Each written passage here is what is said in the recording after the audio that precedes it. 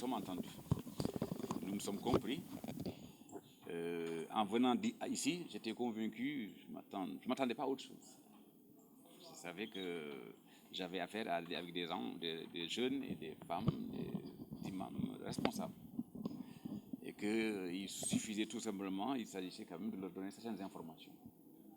Donc ces informations ont été portées à leur connaissance. Je dois avouer d'abord qu'ils ont exprimé cette demande de localisation avec respect. Il n'y en a pas un seul qui a manqué de correction.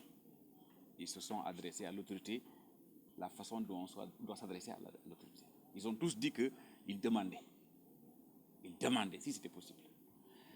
Donc, je les remercie effectivement pour ce comportement et je leur ai fait comprendre qu'on aurait bien voulu le faire, mais que le dossier était arrivé à un niveau que techniquement on ne pouvait pas le remettre en cause.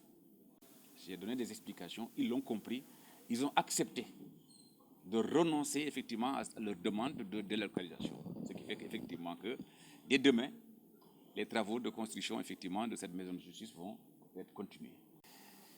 L'autorité, vous savez, est très informée. Très informée. Mais, vous savez, il faudrait qu'on comprenne une chose quand même. J'ai dit ça hier à d'autres interlocuteurs. L'État, c'est nous tous. Et je vais comprendre à tout le monde que moi, bien que ministre de la Justice, propriétaire de ma maison avec titre foncier à Dakar, si l'État décide que pour l'intérêt supérieur, il a besoin de cette maison-là, je n'y peux rien.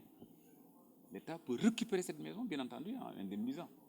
Donc, c'est pour vous dire que l'État, chacun défend un intérêt particulier. Et l'État défend l'intérêt général. Donc, mais je suis convaincu que ces deux intérêts sont très souvent conciliables. Et aujourd'hui, c'est ce qui a été démontré. Parce que dès l'instant qu'ils ont reçu les informations, ils n'ont posé aucun problème, effectivement, pour accepter de renoncer à leur demande. Ils ont posé un problème que tout le monde connaît. Ils n'avaient même pas besoin de me poser ce problème, je le sais. Tout le monde sait que le ministre ne peut pas avoir aucun engagement à ce niveau-là, parce qu'il ne s'agit pas de ma demande de compétence. Le ministre portera la requête, effectivement, auprès de qui de droit.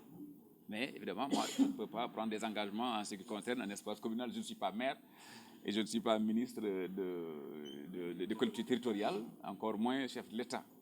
Mais effectivement, leur demande sera présentée à qui de droit. Vous savez, moi j'ai dit en m'adressant à la population tout à l'heure, que si ce projet m'avait été soumis, moi je ne l'aurais pas installé à Ourossogui. Je ne l'aurais pas installé à Ourossogui pour la simple raison qu'on parle de maison de justice.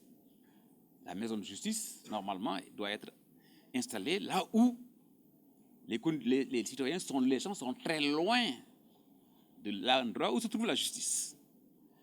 Ourossogui, quand même, n'est pas loin de Matam.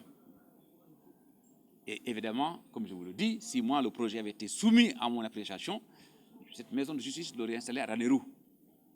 Parce qu'effectivement, c'est Ranérou qui a besoin de ça. Mais je peux vous assurer que le nécessaire sera fait pour que Ranérou également ait sa maison de justice.